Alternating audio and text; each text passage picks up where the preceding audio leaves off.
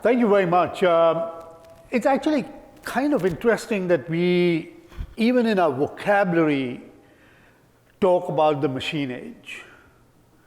It is the human age, folks. Don't let anybody fool you that it is the machine age. Machines don't exist without humans.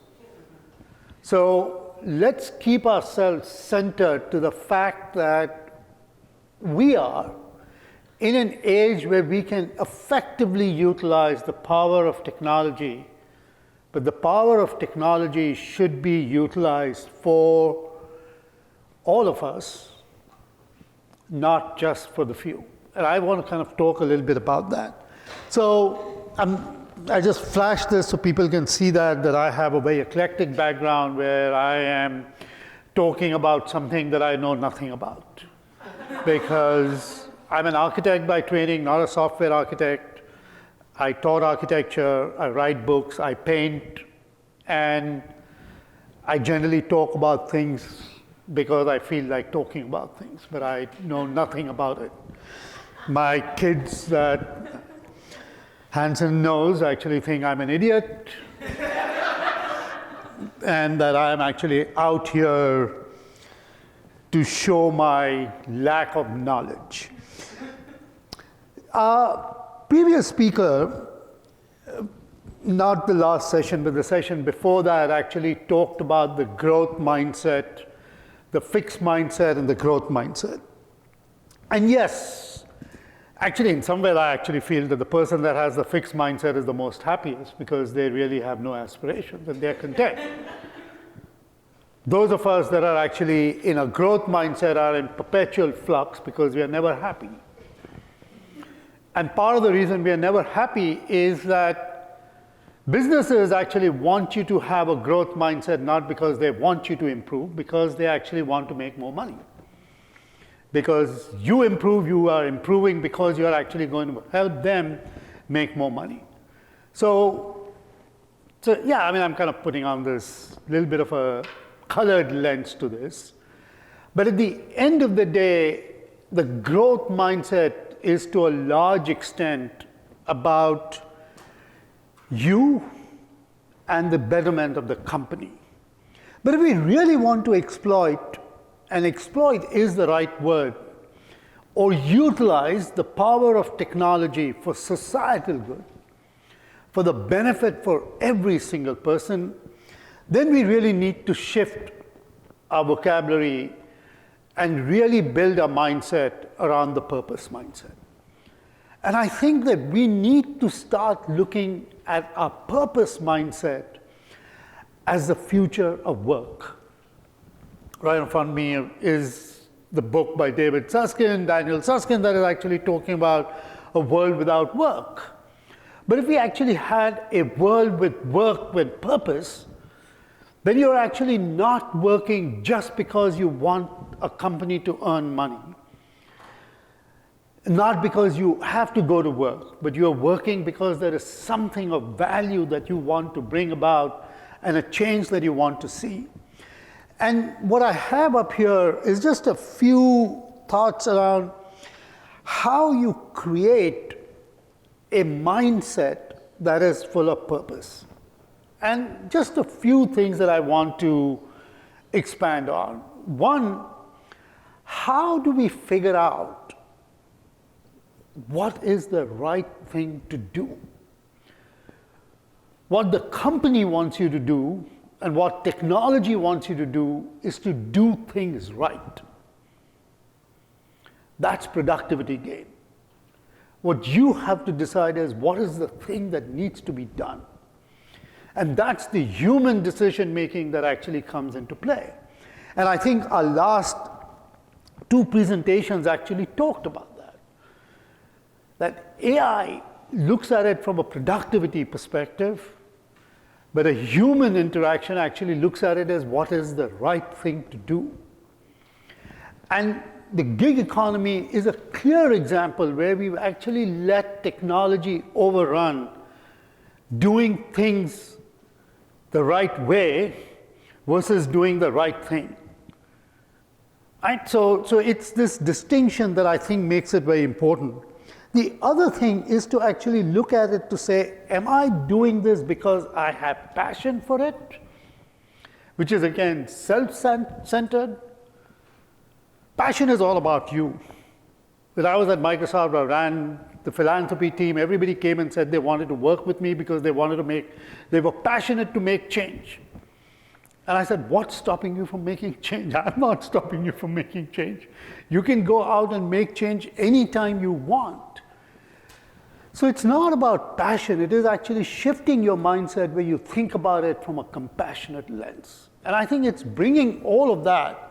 And then the ability to embrace ambiguity, being resilient, focusing on the common good. What is the common good, not the individual good? So I just wanted to use that as a way to kind of give a few examples. Right? Technology has always had a positive and negative impact, and we are seeing that play out. Right? The impact of the automobile, one could argue, has done tremendous good, but you can also argue that it has actually brought about, tremendous challenges. One of the first challenges that actually came about when automobiles became the norm is the horse cart industry died. But people kind of look at it and say, okay, it led to cleanliness, streets became cleaner, but what it actually did was also destroyed the agricultural economy, which was actually dependent on hay being sold to consumers of people that actually had horses. And that in some ways accelerated the depression. And we forget about that.